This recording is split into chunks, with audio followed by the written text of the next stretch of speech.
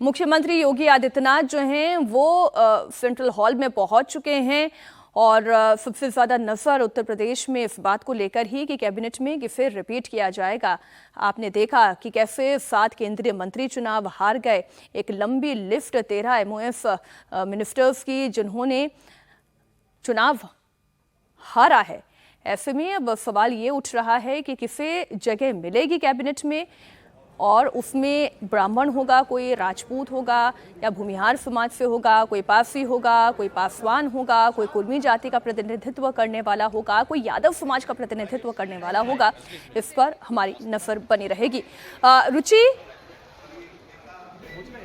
ठीक, तो एनडीए के सभी 293 नवनिर्वाचित सांसद आज हिस्सा लेने जा रहे हैं इस मीटिंग में और एक एक करके आप सभी चेहरों को देखेंगे। फूलों का गुलदस्ता देकर स्वागत किया जा रहा है। हिमाचल के नेता भी यहाँ पर दिखाई दे रहे हैं, पूर्वोत्तर राज्यों से आने वाले नेता भी यहाँ पर, विजेता भी दिखाई दे रहे हैं। एक एक का स्वागत किया जा रहा है फूलों का गुलदस्ता देकर।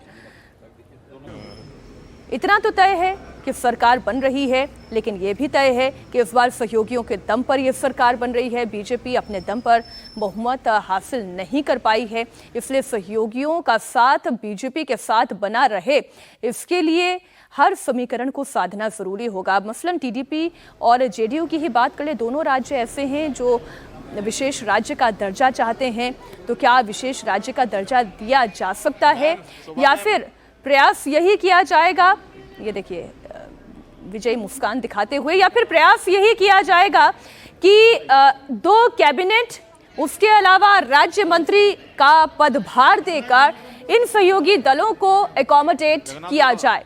जो अब तक 2014 और 2019 में फॉर्मूला अपनाया गया था वो 6 सांसदों पर 1 मंत्री का फॉर्मूला था, लेकिन इस बार ये फॉर्मूला बदला है। 5 सांसदों पर 1 मंत्री का फॉर्मूला तय किया गया है।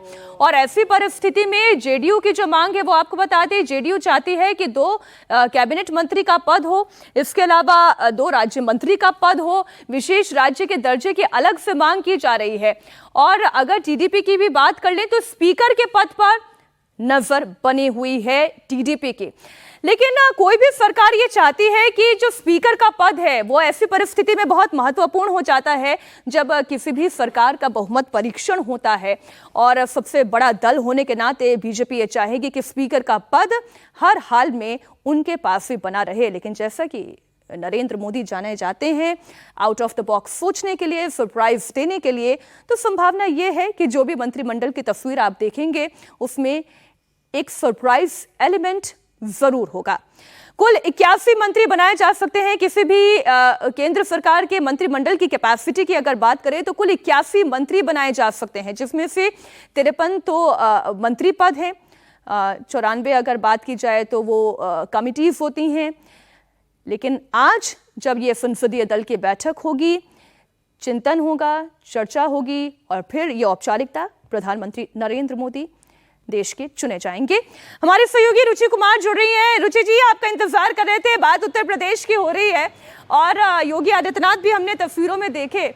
योगी आदित्यनाथ से जो अपेक्षा थी, जो उत्तर प्रदेश से अपेक्षा थी, वो सभी जानते हैं कि पूरी नहीं हो पाई है। इसलिए कैबिनेट में चेहरों का चुनाव किस आधार पर किया जाएगा, इससे लेकर क्या मंथन हुआ है अभी तक? देखिए, ऐसा है कि अभी अगर आप उत्तर प्रदेश की बात करेंगे तो उत्तर प्रदेश के जो बीजेपी के अध्यक्ष हैं भूपेंद्र चौधरी, वो पिछले 3 दिनों से दिल्ली में हैं। मुख्यमंत्री योगी आदित्यनाथ कल शाम को यहाँ लखनऊ से दिल्ली पहुँचे हैं।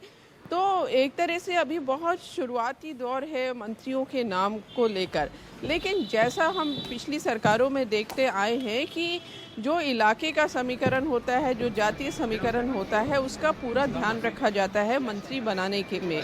तो अब ये यूपी में कयास लगाए जा रहे हैं कि मंत्रिमंडल में जो पुराने मंत्री हैं वो कितने रहते हैं, कितनों की छुट्टी रहती है, बहुत सारे क्योंकि मंत्री हार गए हैं तो उनकी जगह कोई दूसरे मंत्री आएंगे। तो इस तरह से कयास का दौर जारी है, लेकिन अभी वो स्टेज नहीं आई है कि यहाँ से कोई एक वो बनाया गया हो कि इसको मंत्री बनाना है, नहीं बनाना है। ये तो केंद्र ही तय करेगा, लेकिन तब भी राय वगैरह ली जाती है। लेकिन अभी क्योंकि नतीजे आए हैं और लोग दिल्ली में हैं, तो बहुत ज़्यादा यूपी के लेवल पे अगर आप बात करेंगी तो उस पर बात चर्चा यहाँ पर नहीं हुई है। लेकिन ये तय माना जा रहा है कि जो भी मंत्री बनेंगे यूपी के कोटे से,